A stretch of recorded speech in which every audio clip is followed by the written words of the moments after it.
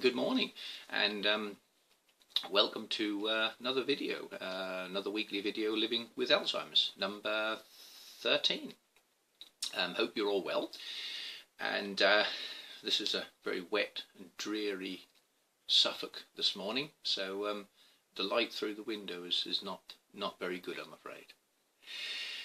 Thank you all for your questions during the week. It's been good to have lots of questions, and it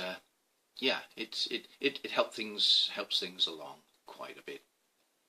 First week of being with the team at Dementia Help, and that's good. I'm looking forward to working with them, and hopefully we will do great things. Now, I had a question from a lady this week, and it was about people with dementia not wanting to go out and not wanting to be part of a community, isolating themselves. And I was asked whether I could shed any light onto why this was the case, and what could be done to help. And I can relate to that a little bit, because the problem is people with dementia like me, and I'm not quite so bad as a lot of others, don't recognise people all the while. And one of the easiest ways to try and explain that to everybody is, and I think I might have mentioned this before in one of my other videos, is about meeting people for the first time. So very often, you know, when you meet somebody for the first time, and you pass the time of day with them, for that very short period of time that you've met that person, you're working a lot out. You're using your mind to analyse everything there is about them, all the likes and the dislikes. And that's the same for somebody with Alzheimer's or dementia. It's the same for somebody like that all the while. So in some cases, people with dementia have to analyse everybody. And you imagine trying to analyse everybody, even people that you think you might know, even things like family members who you might have forgotten who they are, and trying to analyse everybody all the while, everybody you meet, every day, can be quite tiring. It can be quite difficult. And sometimes what people tend to do is take the easy route and try and visit or see as less people as possible, and that's when people become isolated and become somewhat withdrawn. On one hand, people will complain that people don't come to see them or they don't have any visitors, but on the other hand, it's difficult for that person to try and analyse who everybody is. So I suppose one of the things is try and be an external memory for that person. Try and give prompts. Try and bring the person into the conversation. And it helps. It helps quite a bit. It is a difficult question to answer, but as I said before, the only real way to put yourself into somebody's shoes like that is actually the first meeting scenario. And if you take that first meeting scenario and put that into everyday life, that tends to help with how someone is feeling. Now, today is a little difficult to get words out. Today the train of thought is not always good, and I don't know whether it's something to do with the weather out there, because the weather is not good, so maybe it has a reflection on me. I don't really know.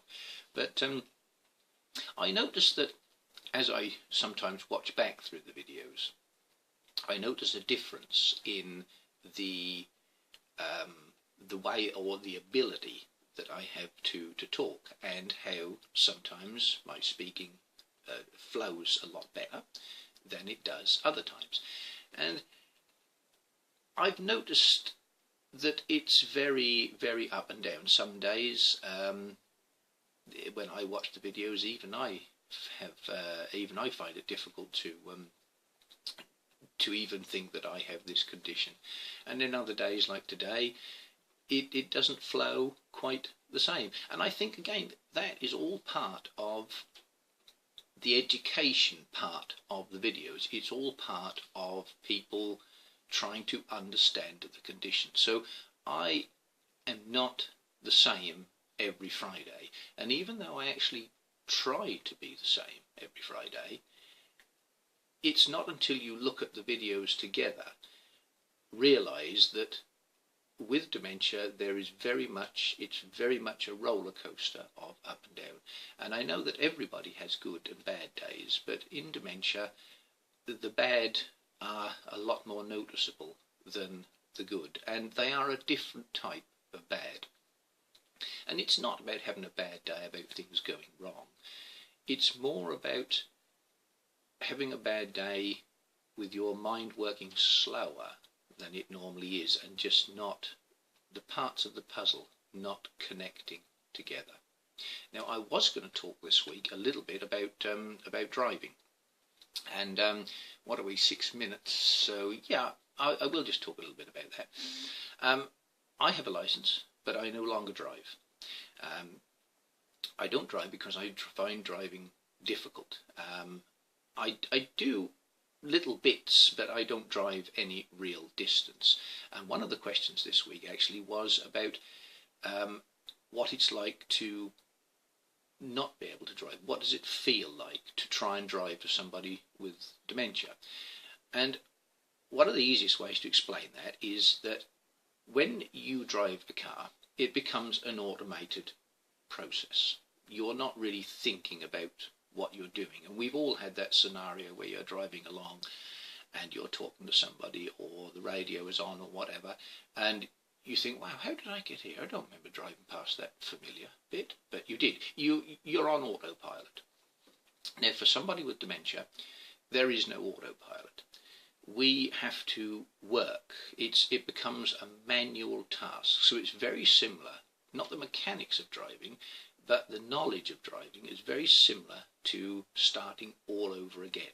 You are thinking change gear, you're thinking speed, you're thinking mirrors, you're thinking other vehicles, and you are working very hard to do what everybody else would do at the drop of a hat and not even think about it.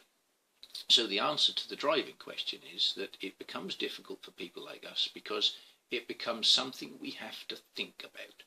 It becomes a mechanical process in our brains. Our brains are trying to work everything out in stages, and that's A, not quick enough, and B, very, very, very tiring. So I personally don't drive anymore. In actual fact, I have reapplied for my license, so whether they will give it back to me or not, I don't know, but hey, we'll see. But so hopefully I have answered 2 questions there. I hope that's okay. I'm gonna leave it now because it's 8 minutes and I don't want to bore you a lot, so that'll be fine. Have a great weekend. Have a brilliant week, and do keep your questions coming. Dementia Help have set up a email address on there, so if you want to email anything through rather than private message, then send it through the email. It's probably better because otherwise I'm going to get messages from all over the place and not really know, I'm going to lose track of them. So anyway, as I say, have a great week. Thank you so much for listening again, and I will see you again next Friday. Bye bye.